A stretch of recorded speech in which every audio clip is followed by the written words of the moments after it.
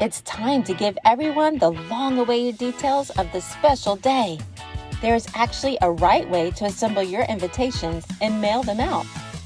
Using a systematic process will help make this project go by faster and assure that you have crossed all your I's and dotted all your T's. Once you have your wedding invitations printed with the envelopes in hand, make sure you have the necessary contents to add to the invitation. Be sure the invitation either has an email RSVP option or a physical card that the guest can mail back with a pre-stamped and pre-addressed envelope. Each card should have options to show names of guests and number of guests, including children, if that is an option you choose. Remember, guests over the age of 18 are considered adults and need their own invitation, even if they are living at home.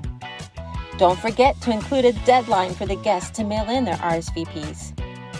You may use pre-printed labels for the return address or handwrite it in.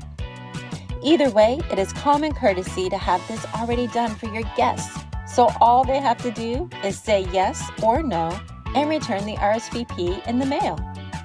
Guests are more willing to send something back that is easy, and you will have a more accurate head count for your day. Did you know there is actually a correct way to assemble your wedding invitations? Start by placing your reception card facing up on top of the wedding invitation. Then, tuck in your response card under the envelope the guest will be sending back on top of the reception card. Next, place directions, accommodations, and gift registry cards in that order on top of the reception card. If you have an inner envelope for the invitation, this should be addressed to the guest with Mr., Mrs., and the last name. Since there can be so many components to the invitation itself, it would be a good idea to make one whole invitation and take it into the post office and have it weighed to see how much postage you will need for your whole guest list. Also consider postage for any long-distance guest at this time and purchase that as well. Consider purchasing beautiful stamps to match your invitations. What a wonderful way to catch the eyes of those guests that will be opening the invitations at their home.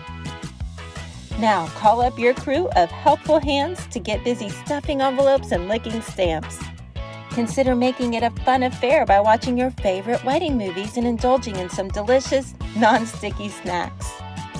This also might be the time to call in that friend that has the fanciest handwriting if you'll be handwriting out the names and addresses of guests. Let your friends form an assembly line to write, stuff, and stamp. It always seems to go by faster when everyone is organized. Once the invitations are assembled and stamped, store them in a box with a lid until you're ready to mail them. It would be awful if any of them were to get lost, or worse, if anything were to accidentally spill on them. Make sure you keep an invitation for your memory album or to frame. It is best to send your invitations 6 to 8 weeks prior to your wedding date, or 10 to 12 weeks before a destination wedding. Be sure to like and subscribe on Facebook, Instagram, and Twitter.